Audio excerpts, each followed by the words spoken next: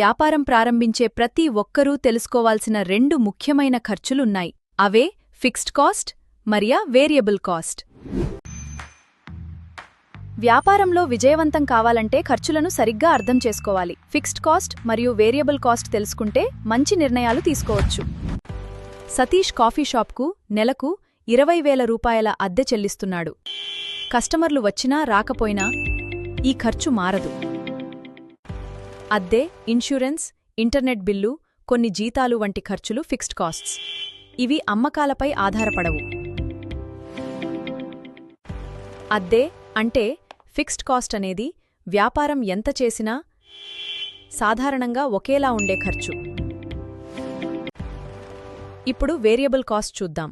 ప్రతి కాఫీ అమ్మినప్పుడు పాలు, కాఫీ పొడి, చక్కెర మరియు కప్పుల ఖర్చు వస్తుంది. 10 కప్పులు అమ్మితే ఖర్చు తక్కువ, 100 కప్పులు అమ్మితే ఖర్చు ఎక్కువ.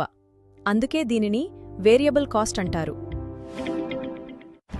రా మెటీరియల్స్, ప్యాకేజింగ్ మరియు డెలివరీ ఖర్చులు సాధారణంగా వేరియబుల్ కాస్ట్స్లోకి వస్తాయి.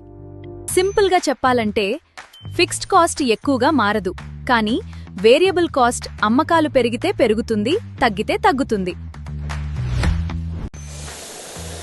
సతీష్ ఎక్కువ కాఫీలు అమ్మితే ఆదాయం పెరుగుతుంది, కానీ కాఫీ పొడి, పాలు లాంటి వేరియబుల్ కాస్ట్స్ కూడా పెరుగుతాయి.